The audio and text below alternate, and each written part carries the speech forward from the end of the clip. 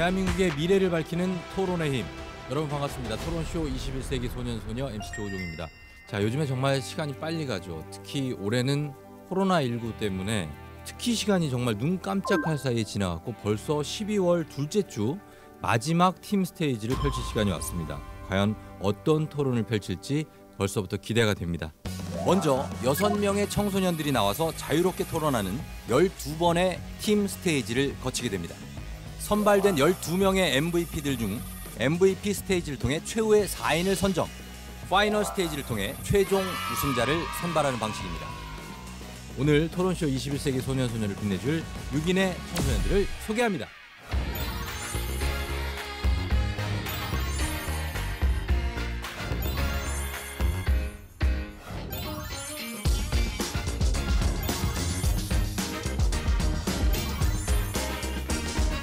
제 옆에 있는 강미선 토론러 인사 부탁드립니다.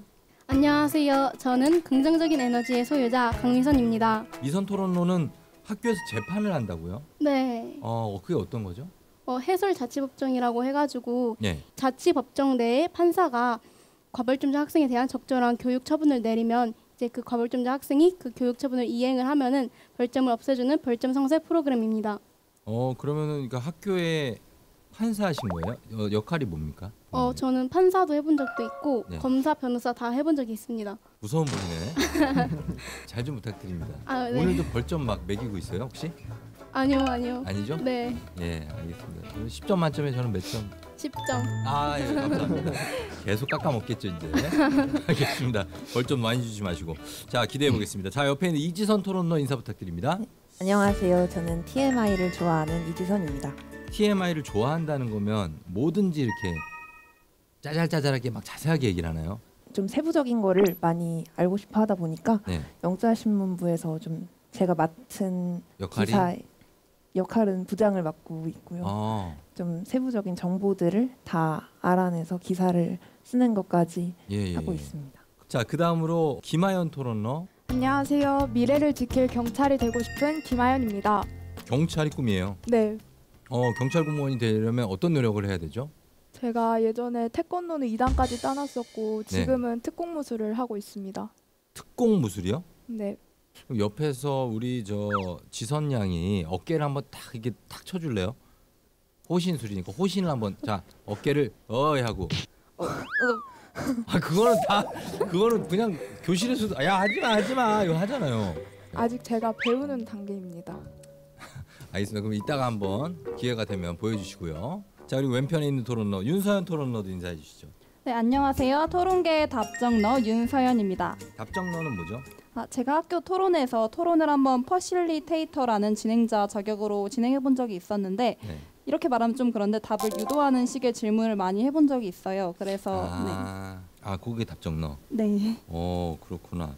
좀 심오합니다. 일단 잘 부탁드립니다. 네. 자, 그리고 이어서 문원주 토론러 인사해 주시죠. 안녕하세요. 저는 청중들의 이성과 감성을 모두 자극하고 싶은 토론계의 낭만주의자 문원주입니다. 그러면 이성은 사실 토론 실력으로 어필하면 되고 네. 감성은 어떻게 어필을 하죠? 호소력 있게 네. 말해보도록 하겠습니다. 진짜요? 네. 약간 느낌이 있을 것 같긴 해요. 그런가요? 한번 보겠습니다. 이성적인 토론, 감성적인 토론 다음 기대해 볼게요. 자, 마지막으로 조수민 토론러 인사 부탁드립니다. 안녕하세요. 냉철하지만 윙크를 잘하는 수도여고 조수민입니다. 냉철한데 윙크를 잘한다고요? 네. 냉철한 윙크 한번 볼 수 있나요? 실례지만. 준비를 해야 벗고? 돼요. 안경을 준비하세요.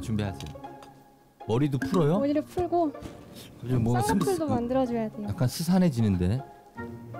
자, 눈이 되게 크네. 자, 윙크 하나 둘 셋 지금 하고 있어요? 하나 둘 셋 하시면 알았어. 자, 하나 둘 셋. 이분들 좀 심상치가 않네.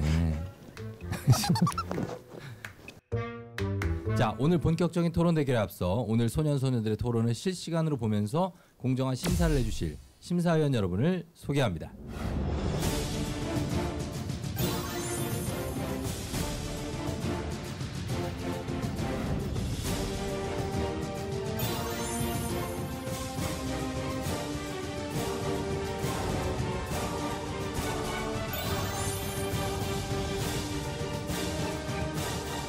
이렇게 하다 보니까 벌써 12월이 되고 이제 정말 그동안 언제 다 이 12명의 토론러들 뽑나 12강을 구성하나 했는데 벌써 왔습니다. 네. 11명이 탄생됐고 이제 딱 한 자리 남았어요. 자, 그래서 이제 오늘 마지막 탄생될 MVP 과연 누구일지 기대가 되고 우리도 한번 정말 냉정하고 또 애정 어린 눈을 한번 보도록 하죠.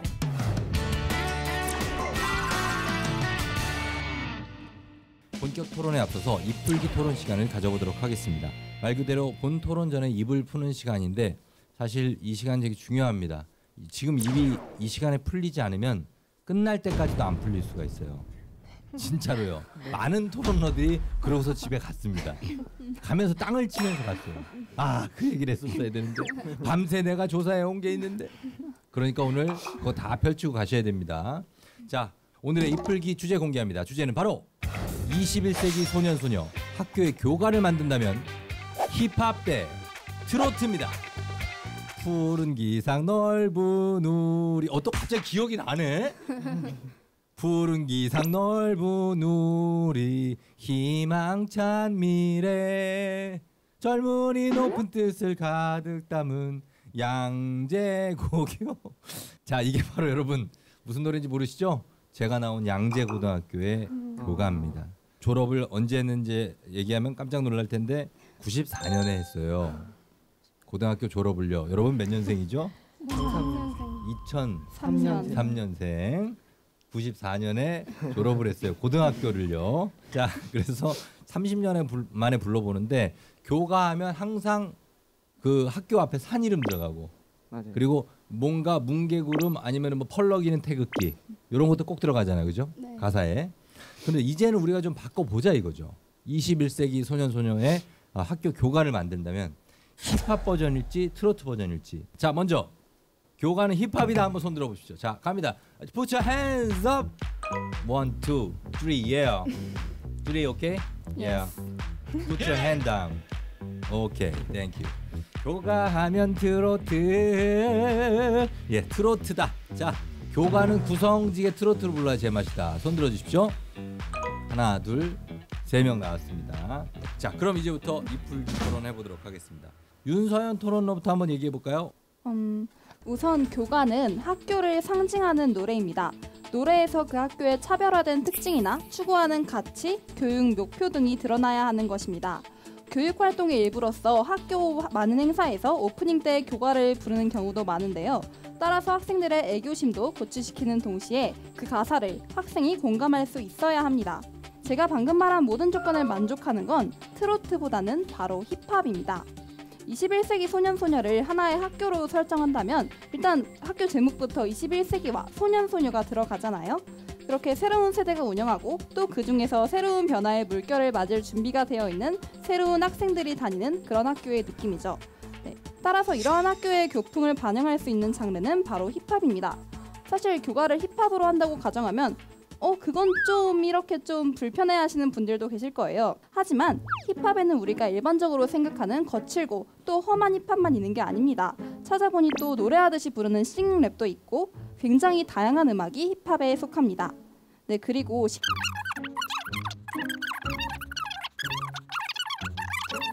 사실 그럴 수밖에 없는 게 트로트에는 대부분 가사에 인생의 회한과 슬픔. 뭐 외워오신 겁니까 지금? 저희는 그런 걸 지향하지 않아요. 아, 네네네. 뭐 준비를 해오셨군요. 준비 열심히 해왔죠. 지금 토론인데 예 이렇게 준비하신 거 읽고 끝나면 토론이 아니에요. 그래서 그 결론이 뭡니까? 그래서 힙합이 좋다. 자, 지금 조우종 MC의 커트가 이 윤서연 토론에게 앞으로 또 영향을 미칠 수도 있겠다는 생각이 들어요. 좀 아무래도 커트를 처음에 당했으니까 그럴 수는 있는데 네. 그래도 이따가 좀 적극적으로 말해줬으면 좋겠어요. 커트 당하더라도. 네. 짧게만 의견을 듣고 토론하도록 하겠습니다. 일단은 힙합이 교과가 적합하다. 자, 다른 의견 있으면 얘기하십시오. 그냥 바로 얘기하시면 됩니다. 아까 보편적으로 좋아하는 장르가 힙합이라고 하셨는데 청소년들이 보편적으로 좋아하는 장르 역시 힙합인 경우가 많은데요. 요즘 트로트는 거의 모든 연령대의 사람들이 즐길 수가 있어요. 기성세대에서는 예전부터 인기가 있어 왔고 요즘 들어서 젊은 세대들도 트로트를 좋아하고 있잖아요. 그래서 트로트를 교과로 만든다면 학교 홍보 차원에서도 좋을 뿐만 아니라 기성세대와 신세대 차이의 격차를 줄이고 또 공감대를 형성할 수 있는 좋은 계기입니다. 저는 힙합이 더 어울릴 것 같다고 생각을 하는데요. 먼저 힙합은 트로트보다 접근성이 쉽습니다. 학생들이 더 자주 접해본 힙합으로 교가를 만들어야 더 익히기 쉽다고 생각을 합니다. 그리고 힙합은 자유롭습니다. 비트를 자유롭게 활용할 수 있으며 가사에 제약이 없어서 그 학교의 정서에 맞거나 학교의 특징을 살려서 교가를 만들 수 있습니다. 좀 제 의견도 말씀드리고 싶은데 그 힙합은 비트를 자유롭게 활용할 수 있다고 말씀을 해주셨는데 이건 아무래도 비트를 자유롭게 활용할 수 있다 보니까 좀 교가는 행사와 같은 자리에서 자유롭게 이렇게 다 같이 부르는 경우가 많은데 자유롭게 부르다 보면 좀 다 같이 한 번에 부르기가 좀 어려워질 수 있다고 생각을 하고 트로트는 멜로디가 있다 보니까 귀에 더 잘 익을 수 있지 않을까 생각을 합니다. 나름 그 그렇죠. 힙합과 트로트의 특성을 갖고 이야기를 하니까 좀 설득력 있게 들립니다. 그리고 교가는 여럿이 합창을 해야 그렇죠. 되니까. 애초에 교가의 목적이 뭐냐, 맞아요. 교가의 어떤 그 기능이 뭐냐 이거에 딱 주안점을 두고 말하니까 상당히 설득 있게 다가옵니다. 저는 쭉 들어봤는데 하얀 토론자가 아무래도 힙합이 접근이 많기 때문에 친숙하다 이런 얘기가 많이 기억에 남았어요. 그런데 제가 하나 질문해 볼게요. 난 이제 지쳤어요 하면 뭐 나와요? 땡. 그쵸? 미안합니다. 땡벌 나오잖아요. 그러니까 모든 세대가 다 익숙하고 정말 친숙하게 접근할 수 있는 건 트로트라고 생각을 합니다. 근데 교가는 대부분 학생들이 부르는데 모든 세대에 친숙할 필요는 없지 않을까요? 이왕이면 학생도 좋고 선생님도 좋고 학부모도 좋고 누구나 좋으면 다 좋은 거 아니겠어요? 그래도 대부분 학생이 부르기 때문에 학생이 더 좋아하는 장르로 만들어야 한다고 생각을 합니다. 그러면은 힙합은 무조건 학생이 좋아해야 한다라는 그런 생각을 갖고 계신 건가요? 그건 아닙니다. 여기서 하나 더 3스텝 더 들어가야지 좋은데 그죠? 아까 전에 트로트 멜로디가 더 귀에 잘 익숙하다고 하셨는데 이건 힙합도 마찬가지 아닙니까?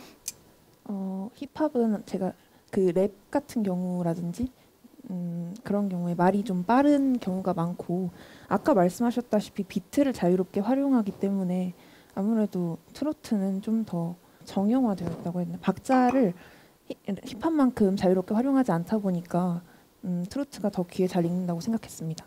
랩이 말이 많이 나오고 빠른 경우가 있다고 했는데 네. 랩도 되게 종류가 다양해서 뭐 타임랩이나 싱잉랩 같은 경우는 느린 비트에 랩을 하는 경우도 있어요. 그래서 가사가 귀에 잘 들리기도 하고 네 그렇기도 합니다. 그리고 아까 그 교가는 행사를 시작하기 앞서서 불러서 트로트가 더 어울리다고 하셨는데 오히려 힙합으로 부르면 분위기가 무겁게 가라앉지 않고 더 띄워주는 역할을 할 수 있는 거 아닙니까?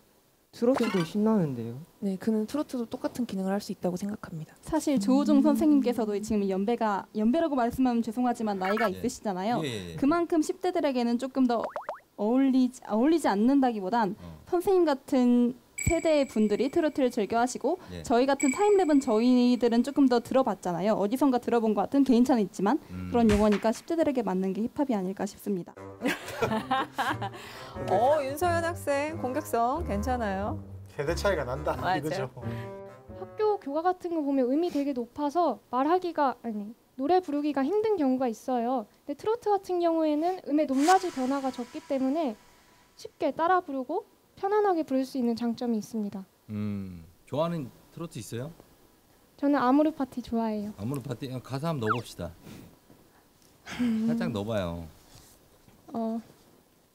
넣어왔네. 자 한번 해봅시다. 어떻게 하는지. 노래를 불러야 되나요? 불러야죠. 연습 한 번도 안 해봤는데. 아니 지금 그냥 해봐요. 어떻게 해요? 시작. 학교란 게 다 그런 거지. 누구나 빈손으로 와 환상적인 나만의 대입 계획을 주변에 뿌리며 살지. 떨어져도 실망하지. 수능은 매년 있잖아. 재수해야 돼. 저번보다 더 나은 등급이면 돼. 인생은 지금이야. 네. 오, 야. 수준급인데요, 개사 실력이. 감사합니다. 아 랩이 어떨까 모르겠네. 약간 랩이 좀 스웩 있게 좀 들어왔으면 좋겠는데. 김하연 하나 좀 들어오나요? 스웩 있게? 제가 사실 교가를 적어봤었거든요. 예. 염따의 아마도로 적어봤었는데. 아 염따 아마도 그거? 네. 아 그거 좋지. 염따. 네. 아세요? 아세요? 네. 왜요? Let's get it. 불암산 맑은 전기 받아서 모두들 잘 될 거야 확실해. 여기까지 하겠습니다. 아 그렇게. 괜찮다. 재수할지도 몰라 아마도. 예? 아니 학생들이 교가를 이렇게 부르면 좋아하겠네요. 일단은. 전반적으로 입풀기 토론을 봤을 때는 오늘 활발할 것 같죠? 네. 말 그대로 입도 좀 풀리고 네. 두뇌도 좀 풀린 것 같아요. 네네. 뭐 누군가 긴장하고 있다, 완전 위축돼 있다라고 보이는 토론은 없어 보입니다. 없어요. 네. 예. 일단 우리가 요거는 그냥 편하게 얘기 나눠본 거죠. 뭐 트로트도 좋고 힙합도 좋고 어느 장르든 교가가 좀 이렇게 학생들의 바람에 맞춰서 예, 만들어졌으면 하는 그런 생각을 담아봤습니다. 지금까지 이풀기 토론이었습니다.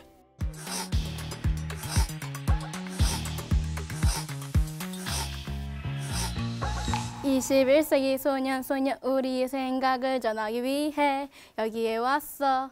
덜덜 떨리는 마음 자료를 달달 외워 자신감 한가득 챙겨 불암고와 수도여고 기대해 yeah. 마지막 MVP는 제가 가져가겠습니다. 와! 자, 그러면 이제 본격적인 토론에 한번 들어가 보죠. 오늘의 본격 토론 주제를 밝히도록 하겠습니다. 오늘의 주제는 사라진 연예 스포츠 기사의 댓글창 다시 열어야 된다. 아니다. 계속 닫은 채로 둬야 한다. 입니다. 작년 10월에 포털 사이트에서 연예인 기사에 대한 악성 댓글이 넘쳐나고 또 그 댓글을 본 연예인들이 극단적인 선택을 하기도 했죠. 그래서 연예 스포츠 기사의 댓글을 없애는 정책이 생겨났고 실제로 댓글이 없어졌습니다. 그 이후에 올해 8월에 스포츠 뉴스도 댓글 서비스를 종료했는데 고인이 된 배구 선수 한 분이 생전에 악성 댓글에 시달렸다라는 사실이 알려지면서 체육계에서도 선수들의 인권 보호 차원에서 댓글을 없애자 이렇게 개선을 요청해서 실제로 없어진 사이트가 있습니다. 이게 악성 댓글로부터 보호가 되면서 정신적인 피해가 많이 줄어서 너무나 고맙다. 너무 긍정적이고 굉장히 좋은 결과가 나타났다는 분들이 있는가 하면 소통과 공론의 장이었는데 이게 뭐냐. 맥이 풀린다. 댓글이 없으니까 재미없다. 뭐 이런 평가도 적지 않이 있습니다. 일단 처음에 우리 토론러 여러분들 댓글을 달아본 적이 있는지 이런 것부터 한번 얘기해 보도록 하겠습니다. 저는 달아본 적 있습니다. 제가 웹툰을 되게 많이 보는데 예. 네이버 웹툰에 댓글을 써서 베스트 웹툰이 된 적 있습니다. 베스트 웹툰이 됐다고요? 아, 베스트 댓글 아니고? 댓글이요. 베스트 댓글 일명 네. 베댓이 네. 된 적이 있어요. 뭐 어떤 글을 썼습니까? 그때 강아지 관련된 내용이 나왔는데 예. 강아지를 버리지 말고 잘 키워야 된다라는 식의 댓글을 썼다가 베댓이 됐어요. 베스트 댓글 됐을 때 기분이 어땠어요? 아 너무 좋았어요. 아 그래요? 윙크 한번 날렸어요. 그래서? 아 날려드릴까요? 네, 한번 날리세요. 베스트 댓글 됐다. 예. 자 그러면 다른 분들은 어떻습니까? 이게 뭐 본인이 올린 댓글도 좋고 아니면 댓글을 받아본 경험도 있을 거 아니에요? 저도 댓글을 달아본 적이 있는데요. 네. 경찰청에서 운영하는 유튜브나 블로그가 있어요. 아. 그럼 거기에는 경찰관 분들이 위급한 상황에서 어떻게 대처를 해주셨는지 정말 그런 내용들이 올라오거든요. 네. 약간 완전 위급했는데 이런 상황에서 사람을 살렸다. 그래서 제가 정말 존경하는 마음으로 정말 지켜주셔서 감사합니다. 이런 식으로 댓글을 달았던 적이 있습니다. 팝송을 좋아해서 좋아하는 팝 가수가 있거든요. 에드시런이라고. 근데 에드시런을 우리도 다 알죠. 우리를 무시하는 거예요. 아니에요. 알죠. 우리도 에드시런. 아니야. 정박 심사위원한테 모를 수 있어요. 아세요? 모릅니다. 거봐 모르신다잖아. 그 에드시런이 우길기 논란이라는 것에 휘말린 적이 그런 적 있었는데, 있어요. 그래요. 네, 그랬는데 이제 그게 사실 그 가수를 무조건적으로 비난하기엔 또 상황이 상당히 애매한 상황이었어서 그래서 그 상황에 대해서 그 가수의 편이라고 보기엔 뭐하지만 그 가수의 입장에 서서 그 가수를 변호하는 댓글을 남긴 적이 있었던 것 같아요. 그것도 어떻게 보면 응원이네요, 그죠? 네. 예, 그런 걸 달아봤고 반대로 그 댓글을 받아본 적 없습니까? 지금 댓글을 단 건 있는데 내가 댓글을 받아봤다. 원주군 네. 없어요? 제 영상 같은 거 음악 찍어갖고 예. 기타 연주나 뭐 합주한 거 자주 올리는데 태그를 예. 관련 뭐 예를 들어서 그 곡 내용이나 아니면은 가수 이름 아니면 제가 쓴 기타 막 이런 다양한 해시태그를 걸면 그걸 또 타고 들어와서 해외에 있는 사람들이 뭐 좋았다 이런 댓글을 달아주더라고요. 좀 신기했어요. 기분 좋았겠네요. 네. 공연 좋았다고 얘기해주고. 네네. 오늘 토론러들이 표정이라든가 태도라든가 굉장히 전체적으로 점수가 높네요. 좋아요. 네, 평균적으로. 상대적으로 응원 말고 안 좋은 내용의 댓글을 받아본 적 있습니까? 그냥 따로 제가 운영하는 게 공스타라고 예. 공부 hin적을 SNS에 올리는 건데 네, 거기서 댓글은 사실 응원 댓글도 받아본 적이 있어요. 예. 받아본 적이 있는데 그걸 뼈 때리는 댓글이라고 보긴 뭐하는데 예. 그냥 다이렉트 메시지로 더 열심히 하세요. 보여주기 공부 아닙니까? 이런 식으로. 그거는 네. 약간 악플 네. 쪽이 가깝네. 네네. 그거 어때요? 서현 양 딱 봤을 때 그거 예기치 않은 시각에 보게 되잖아요. 네. 그때 어땠어요, 느낌이? 뭔가 처음에는 더 열심히 해야 되나 이런 생각으로 마음이 들기도 했는데 처음엔 반성하는 마음이 들었다가 나중엔 좀 지가 뭔데 나한테 지적을 해 이런 식으로. 이거 솔직한 얘기다. 이거는 아주 솔직한 친구예요. 그럼 좀 꼬운 마음이 들기도 뭔데 했어요. 나도 나름 열심히 하고 있는데. 네. 내 그쵸? 나름대로는 열심히 한 건데 실로 좀 꼬운 마음이 들기도 했던 것 같아요. 꼬운 마음이 들기도 했다. 이게 참 희한하게 그 좋은 댓글이 기억에 남는 것보다 확실히 맞아요. 신상 공격이 들어오는 댓글이 임팩트가 훨씬 커요. 더 상처가 깊다 보니 맞아요. 기억이 많이 남고 그렇죠. 바로 또 그런 점을 노리는 거죠. 네. 그 악플러들이 결국 이 글을 너는 읽을 수밖에 없을 것이고 너는 괴로울 것이다. 사실은 뭐 그게 그렇죠. 나는 아무 이제 흔들리지 않는다는 걸 딱 보여줘야 되는데 그냥 반응을 안 하는 게 제일 좋긴 맞아요. 하죠. 사실은 이게 댓글을 제일 많이 악플을 받아본 건 저겠죠. 너무 잘 알아요. 그 악플을 받을 때의 심정이 뭔지. 그거를 이렇게 보잖아요. 그러고서 아무것도 아니지 뭐 잊어버려 하잖아요. 절대 잊혀지지가 않아요. 그게 이 무의식 속에 안에 저장이 돼서 그게 마음의 상처가 돼요. 그건 확실해요. 그래서 아예 안 봅니다. 그래서 저는 이 댓글창이 이렇게 없어진 것에 대해서 어떻게 보면 많은 사람 살렸다 저는 솔직히 그렇게 생각을 해요. 예. 근데 여러분들은 어떻게 생각할지 그리고 우리 시청자 여러분들은 어떻게 생각할지 거기에 대해서 궁금한 마음을 갖고 오늘 토론을 한번 시작해 보도록 하겠습니다. 자 이제 저도 토론러들끼리의 토론을 보고 싶어요. 과연 이제 지금 조우정 MC가 많이 이제 끌어냈잖아요. 자, 연예 스포츠 댓글 창 다시 열어야 한다. 손 들어보시죠. 3명입니다. 모두 불암고등학교예요. 아니다. 지금 상태가 좋다. 계속 닫은 채로 둬야 한다. 야 오히려 학교별로 나뉘어가지고 배틀 될 수도 있겠는데요. 수도여고와 불암고로 토론러들이 나뉘었습니다. 예, 그러면은 다시 열어야 한다고 얘기했던 문원주 토론러부터 한번 시작해 보겠습니다. 저는 이제 댓글의 순기능이라는 것에 대해서 먼저 얘기해 보고 싶습니다. 이제 어느 나라나 민주주의라는 것을 지향하게 되는데 댓글은 이런 현대주의의 효과적인 도구라고 할 수 있습니다. 댓글창은 이제 시공간의 제약이나 아니면 가진 것에 구애받지 않고 누구나 자신의 생각을 자유롭게 펼칠 수 있기 때문에 저는 디지털 사회의 아고라라고 굳이 비유를 하고 싶습니다. 그렇기 때문에 댓글의 선악 영향력을 우리는 이미 확인해 왔는데요. 좀 옛날 이야기이긴 하지만 2002년 촛불 시위 시초가 됐던 여중생 미군 장갑차 사망 사건은 네티즌들이 시위를 전국적으로 확대해야 한다라는 댓글을 알리면서 확산되었다고 합니다. 이런 식으로 선악 영향력이 있기 때문에 지금 와서 이거를 댓글창을 닫자고 하는 것은 선한 영향력을 무시한 채 악영향만 두려워하고 무책임하게 책임을 회피하는 그러한 행태라고 저는 생각합니다. 글쎄요. 근데 지금 주제는 연애 스포츠 쪽 국한 아닌가요? 네, 그러니까 논제를 네. 정확히 알아야 되는데. 논제에서 벗어난 거. 2002년에 예시를 한번 말씀해 주셨잖아요. 근데 현재 2019년 그리고 2020년에는 악플로 인한 꼭 악플만으로 요인을 단정짓기는 어렵지만 그래도 악플로 인한 사건들이 부정적 사건들이 굉장히 많아지고 있습니다. 그러면 시대에 맞춰서 제도도 정책적 방안이나 제도도 또 변화해야 되지 않을까 싶은데 좋은 지적입니다. 네. 이 부분에 대해서는 어떻게 생각하시나요? 제도가 변화해야 되는 것은 맞으나 댓글창을 닫는 방향으로 이루어져서는 안 된다고 생각합니다. 댓글창을 닫는다고 해서 악플이 사라지나요? 그것은 아닙니다. 악플은 다른 SNS 등을 통해서 확산이 되는 것이기 때문에 보이지 않을 뿐입니다. 악플을 어떻게 해야 근절할 수 있는지 그것에 대한 현실적인 대책을 먼저 내놓고 댓글창을 다시 여는 방안을 모색해야 할 것입니다. 댓글 폐지 시스템의 허점에 대해서 말씀을 드리려고 하는데요. 네이버와 다음의 댓글 폐지는 연애와 스포츠에만 국한되어 있습니다. 연애와 관련된 기사인데 이 기사가 연애 섹션에도 올라가고 생활이나 사회 섹션에도 이렇게 2가지 이상으로 송출되는 경우가 있습니다. 그럴 때는 연애에 올라간 경우에는 댓글을 쓸 수가 없지만 사회나 다른 데 올라간 경우는 댓글을 쓸 수 있습니다. 그래서 이 댓글 폐지는 시스템에 허점이 있다고 생각합니다.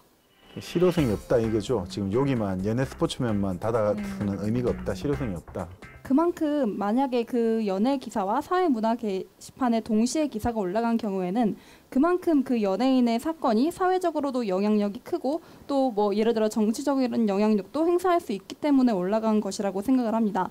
사실 정치적인 면에 있어서는 댓글 기능이 저는 필요하다고 생각을 해요.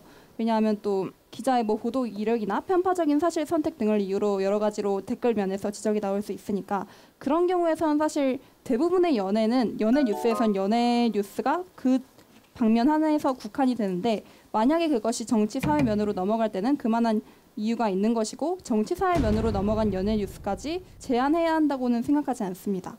서현 학생이 전체적으로 이 숙지가 굉장히 잘 돼 있는 학생 같아요. 뭐 논리적인 전개가 다른 학생들에 비해서 조금 더 나은 것 측면이 있습니다. 그러면 그렇게 중요한 것들인데 왜 댓글을 막아놔야 하나요? 댓글은 모든 사람들이 소통할 수 있는 소통의 장입니다. 그렇기 때문에 중요한 사건이면 왜 이게 문제가 되는지 어떤 점이 이야기가 달라지는지 서로 의견을 주고받을 수 있어야 하는데 이것이 댓글창을 막아놓으면 이러한 소통 자체가 불가능해지기 때문에 중요한 사건에 대해서 다룰 수 있는 기회마저 빼앗아 버리는 것이라고 저는 생각합니다. 네, 정치 사회 면을 제외하고 본다면 사실 연예 뉴스에서 그만큼 깊게 분석할 거리는 많지 않잖아요. 대부분 SNS 멘션이나 뭐 또는 다른 방송에서 언급된 것을 통해 기사가 나오는 거라 연예 뉴스 면에서 댓글이 쓰일 때는 대부분 분석적이고 체계적이고 신랄하게 지적하는 글보다는 무차별적인 인신 비판이나 인신 공격 그런 것들이 오고 갈 때가 많습니다. 따라서 연예 뉴스 그리고 스포츠 뉴스 댓글에 한해서는 그런 건전하고 건강한 댓글이 오고 가는 건 사실이 아니라고 생각을 합니다.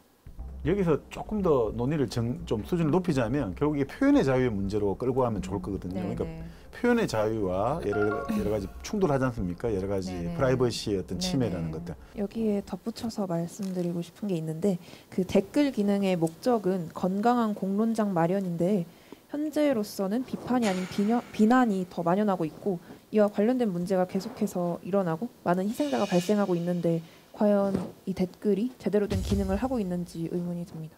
저는 그 책임을 댓글창 자체에만 묻지 않고 댓글 관리하는 언론 그리고 커뮤니티 관리자로서의 역할을 우리가 고려하지 못하고 있다고 생각을 합니다.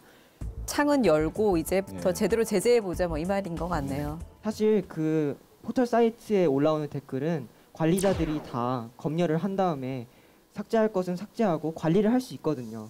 그런데도 불구하고 이것 자체를 댓글이 악플이 많으니까 댓글창을 지워야 한다라고 하는 것은 언론이 현실적으로 더 적극적으로 대처를 하지 않은 점도 있는데 너무 성급하게 판단한 것이라고 저는 생각을 하고 있습니다.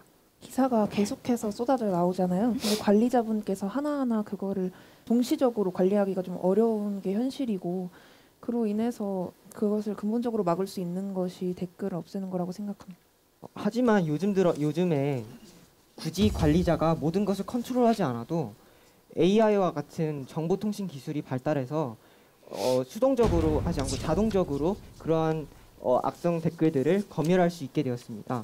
네이버 같은 경우에는 비속어는 물론 비속어가 없는 모욕적인 표현까지 예를 들어서 특수 문자 있잖아요. 그런 것들을 악의적으로 조합해서 지능적으로 단 댓글까지 모두 검열할 수 있는 그러한 AI 클린봇 2.0이라는 프로그램을 개발했습니다. 그렇기 때문에 기술의 발전 덕분에 효과적으로 악성 댓글까지 관리할 수 있게 돼서 우리 사회가 댓글창을 여는 것에 준비가 되었다고 저는 생각을 합니다. 아니, 저는 그렇게 생각하지 않습니다. 그냥 네이버 아까 2.0 얘기하셨잖아요. 근데 네이버에서 이렇게 얘기를 했어요.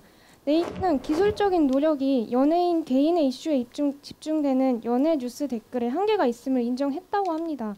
이렇게 아무리 AI를 발달시켜도 이게 한계가 있음을 네이버도 알기 때문에 댓글창을 폐지를 한 거거든요.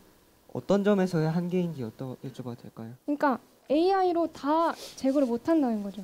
악플은 진짜 기하급수적으로 계속해서 늘어나고 있는데 이걸 AI도 다 잡기가 어렵다. 그래서 네이버도 지금 이렇게 인정을 하고 연예 뉴스 댓글을 포기를 한 거예요. 물론 기술적으로 얼마나 실현 가능한지는 저희가 완벽하게 얘기할 수는 없겠지만 이러한 점까지 고려해서 왓라는 회사는 그러니까 영상 콘텐츠를 제공하는 회사인데 네이버 같이 AI를 도입해서 자동적으로 차단할 수 있게끔 하고 그와 동시에 AI가 걸러내지 못하는 그런 리뷰 같은 것들은 모호한 표현을 사람이 직접 관리할 수 있게끔 해놨습니다. 이런 식으로 융통성 있게 조치를 취한다면 얼마든지 가능하다고 저는 생각합니다. 실제로 네이버나 카카오에서 시행한 정책들이 그렇게 완전히 악플을 줄이는 데는 실패했지만 그래도 조금씩 악플을 줄이는 데에는 성공을 했어요. 이렇게 악플을 줄이기 위해서는 저는 단기전이 아니라 장기전으로 봐야 한다고 생각합니다. 방금 장기전이라고 얘기를 하셨는데 맞아요, 맞습니다. 조금씩 악플을 줄이고 있는 거 맞는데요. 또 그 사이에 많은 연예인들이 자살을 선택했어요.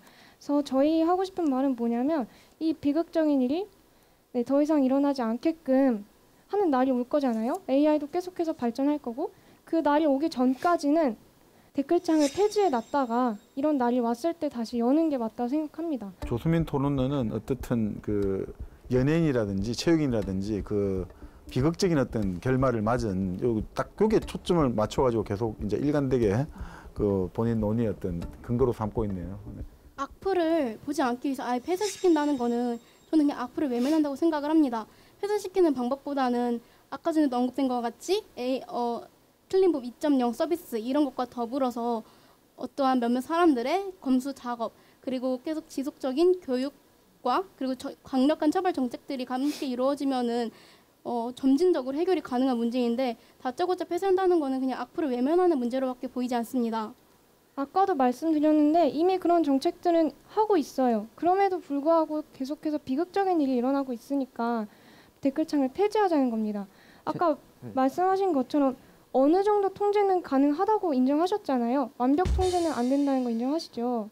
저런 거 딱딱 치고 들어가는 거 보세요. 어느 정도만 통제된다는 이 사실이 되게 위험한 이유가 제가 심리학적인 근거를 들어서 설명을 해드리려고 해요. 거울신경세포 이론이라는 거 혹시 아세요?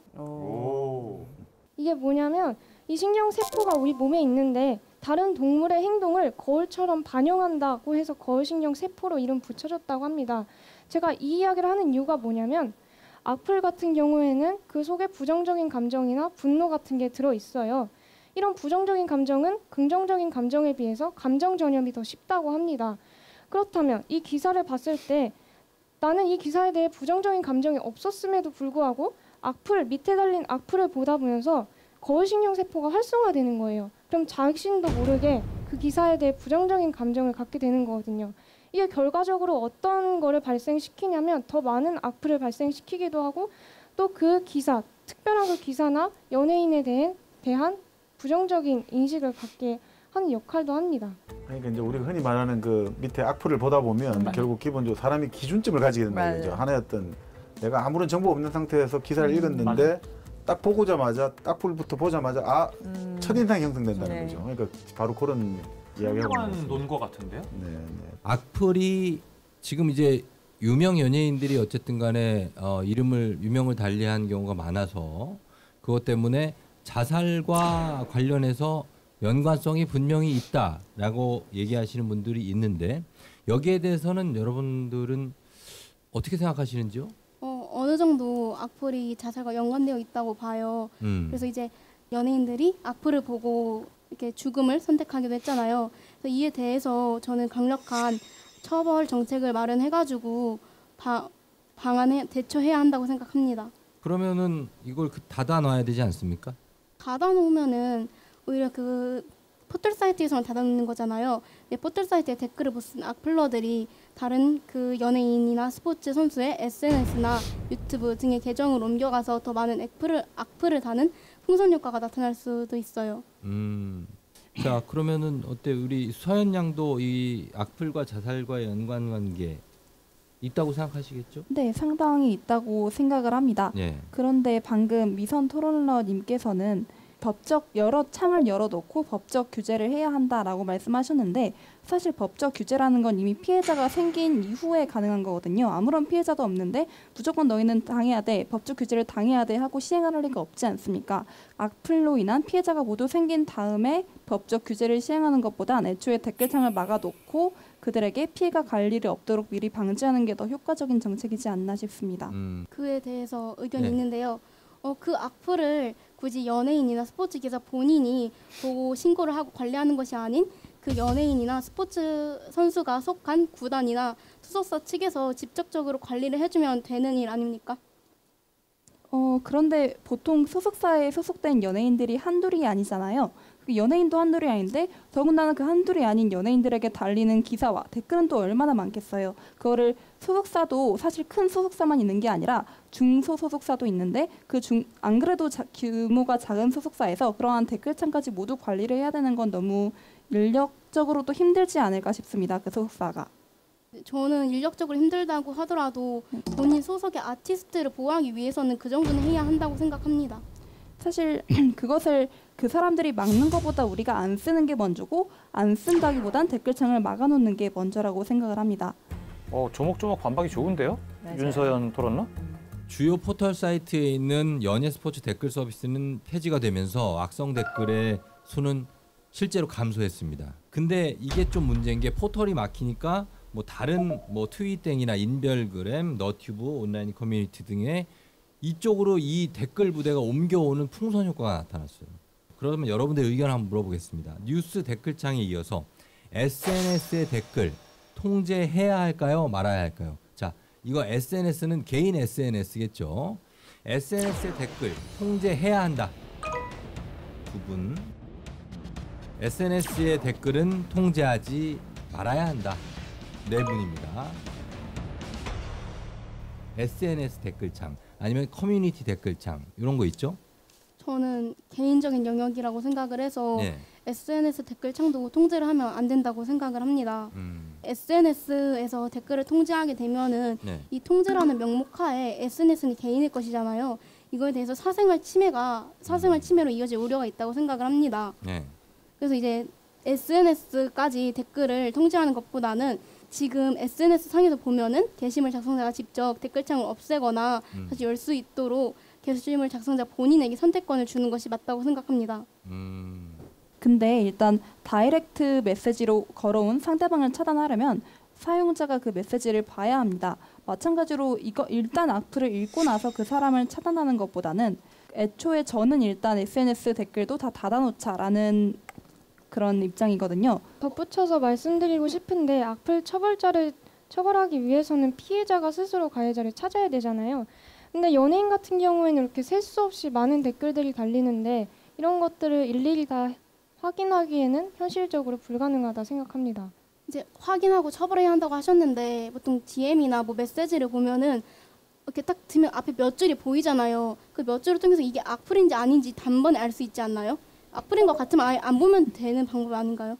저 여기 덧붙이고 싶은 말씀이 있는데 기사라고 하면 기자분께서 작성을 하시는 거잖아요. 근데 SNS라고 하는 것은 개인 간에 좀 더 사적인 내용을 더 자유롭게 공유할 수 있는 것이라고 생각을 하는데 이러한 점에서 그 SNS에까지 댓글창을 통제한다는 것은 SNS로서의 기능을 좀 많이 막는 것이 아닐까 하는 생각이 듭니다. 그러니까 이제 부작용이 들어와가지고 그 다 막아버리면 정말 뭡니까? 애를 씻은 물을 버리려다가 애까지 같이 버리는 알갱이까지 같이 다 옥석 구분 못하고 다 같이 버릴 수 있는.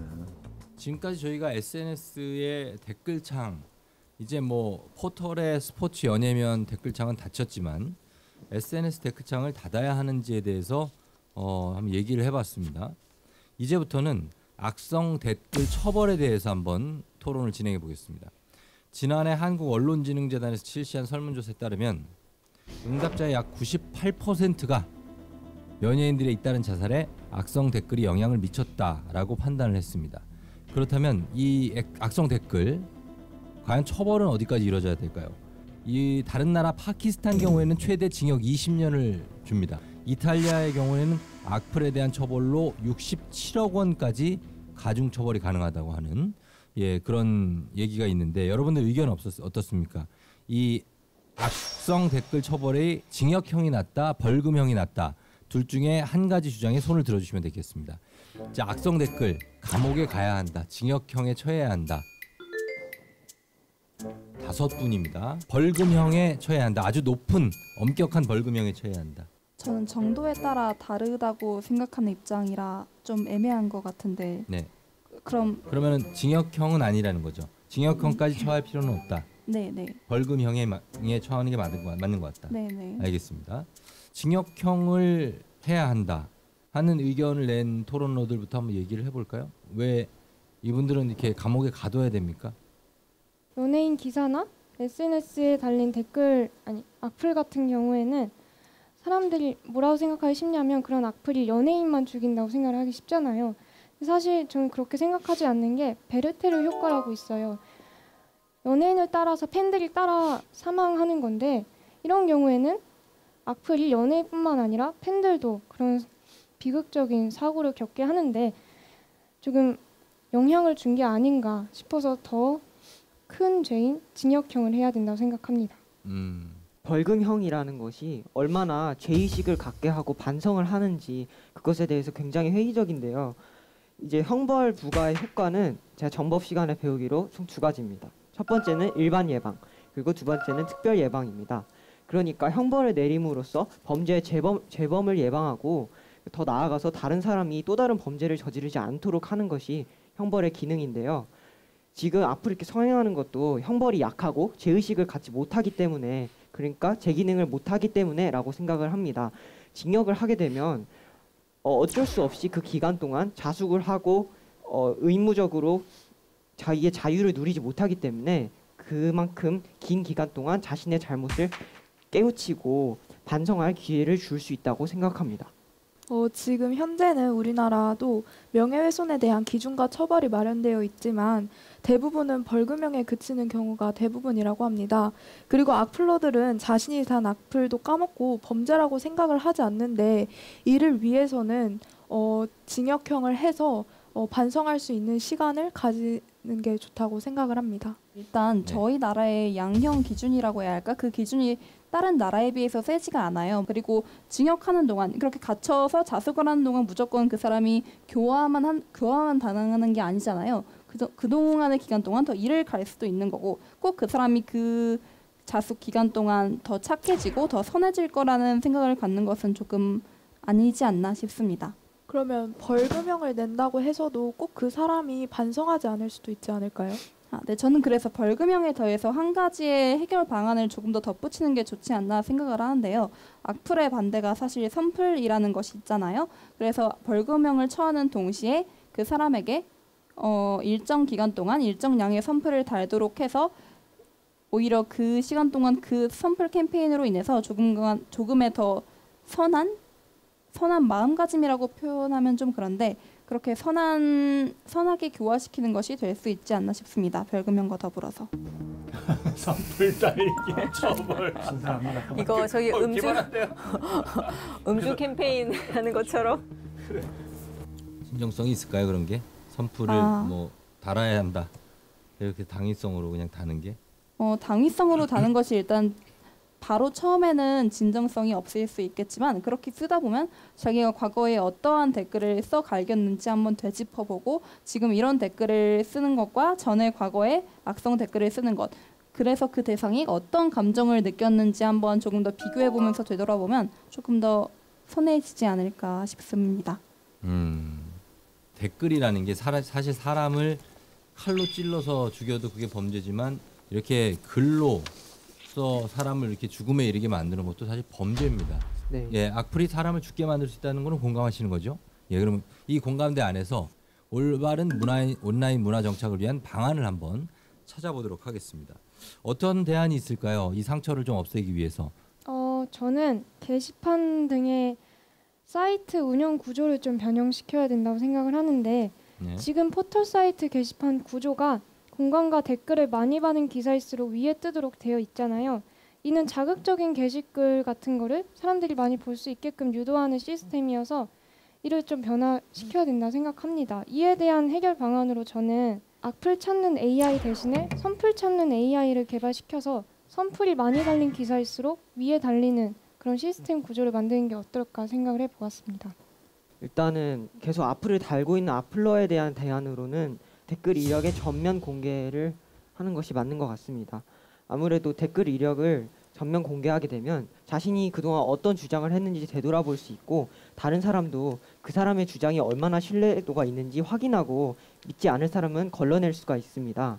이렇게 되면은 자신이 그동안 달았던 댓글을 삭제하는 경우도 있을 수가 있는데 삭제하는 댓글의 비율까지도 모두 반영한 그런 제도가 있으면 좋겠다고 생각을 하고요.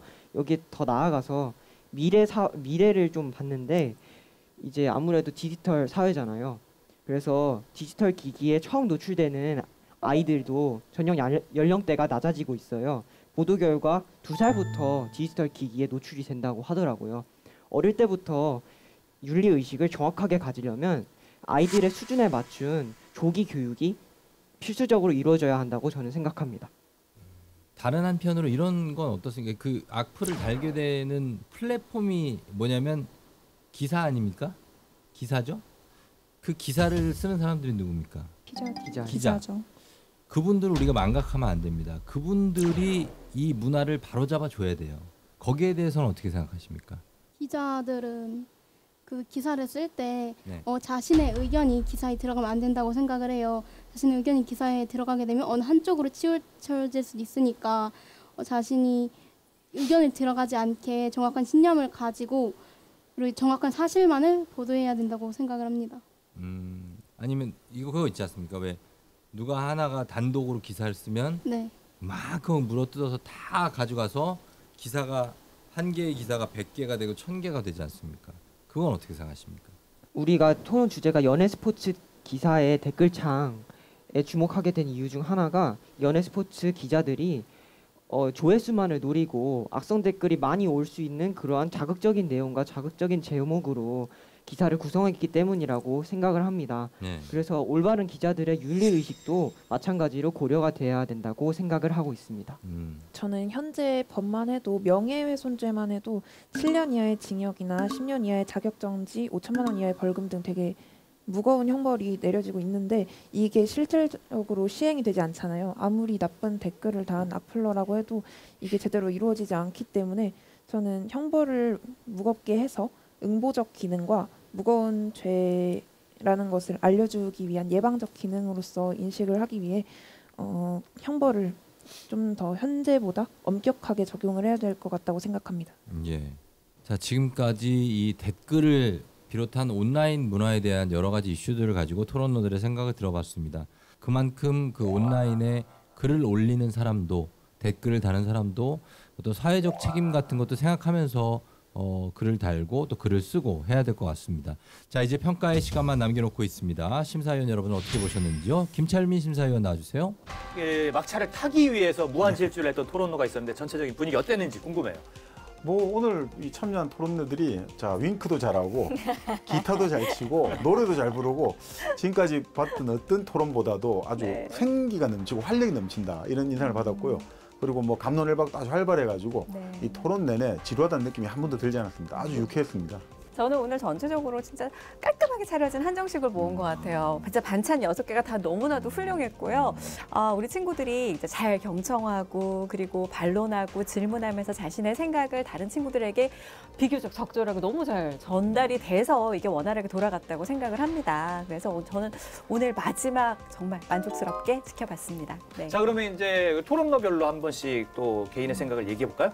그 문헌주 학생 같은 경우도 그런 지점에서 사실 오늘 일종의 개인주의 관련해가지고는 불안고 학생을 어떻게 보면 대표했다라고 볼 수 있어요. 근데 후반부에 가가지고 조금 그런 논의의 집중도가 좀 떨어지지 않았나. 미래를 좀 봤는데 이제 아무래도 디지털 사회잖아요. 그래서 디지털 기기에 처음 노출되는 어릴 때부터 윤리의식을 정확하게 가지려면 아이들의 수준에 맞춘 조기 교육이 필수적으로 이루어져야 한다고 저는 생각합니다. 이 조선의 토론론은 다 좋은데 거울 이런 이론이라든지 베르테르 효과 이런 이건 참 싸움을 안단 말이죠. 근데 결국 아까 말씀드린 논의에 집중돼서 갖고 잘 나가다가 또 어느 시점부터는 좀 이게 물러나는 모습들. 다른 동물의 행동을 거울처럼 반영한다고 해서 거울신경 세포로 이름 붙여졌다고 합니다. 베르테르 효과라고 있어요. 연예인을 따라서 팬들이 따라 사망하는 건데 조금 영향을 준 게 아닌가 싶어서 더 큰 죄인 징역형을 해야 된다고 생각합니다. 저는 강미선 토론러가 그래도 오늘 선전을 했다고 생각을 합니다. 문헌주 토론러와 함께 같은 이제 생각을 펼쳤던 것 같은데 본인의 주관적인 생각을 다른 사람들까지 설득시키는 데까지는 조금 어렵지 않았나. 보통 DM이나 뭐 메시지를 보면은 이렇게 딱 들면 앞에 몇 줄이 보이잖아요. 그 몇 줄을 통해서 이게 악플인지 아닌지 단번에 알 수 있지 않나요? 윤서연 토론러는 전체적인 측면에서 돋보였던 그런 토론러 같아요. 무엇보다 대안을 생각하는 것까지 갔다는 거. 네, 저는 그래서 벌금형에 더해서 한 가지의 해결 방안을 조금 더 덧붙이는 게 좋지 않나 생각을 하는데요. 벌금형을 처하는 동시에 그 사람에게 일정 기간 동안 일정량의 선풀을 달도록 해서 김하연 토론러 가장 좀 아쉬웠던 거는 적극성이에요. 꼭 악플만으로 유인을 단정짓기는 어렵지만 그래도 악플로 인한 사건들이 이제 어느 나라나 민주주의라는 것을 지향하게 되는데 이지선 토론러 역시 마찬가지로 조금 뭐 호응을 유도한다든가 이런 건 좋았는데 이 두 토론러, 이 이지선 토론러와 김하연 토론러는 적극성과 참여도가 좀 부족했던 게 좀 아쉬웠습니다. 글은 관리자들이 다 검열을 한 다음에 그 연예인의 사건이 사회적으로도 영향력이 크고 자, 이런 모든 결과를 모아서 조우정 MC에게 보내드립니다.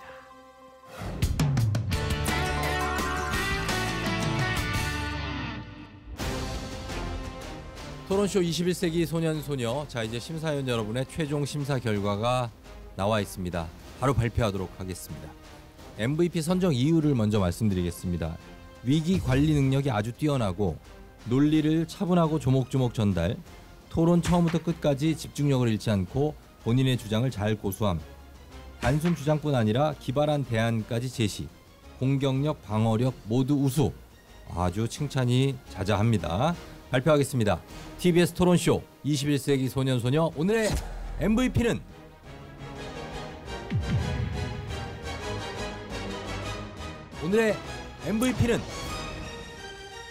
축하합니다. 윤서현. 예. 자, 소감 한 말씀 부탁드립니다. 그런 피드백을 받게 돼서 매우 기분이 기쁘고요. 나중에 있을 MVP 전에서도 열심히 하도록 하겠습니다. 감사합니다. 예, 많이 놀라신 것 같은데요. 예, 이거 최고의 댓글이네요 오늘. 네, 그런 것 같아요. 그렇죠. 예, 여러분들도 모두 다 정말 최고의 토론러였습니다. 예, 많이 썼습니다. 토론쇼 21세기 소년소녀 여기서 마치도록 하겠습니다. 여러분 다음 주에 다시 만나요.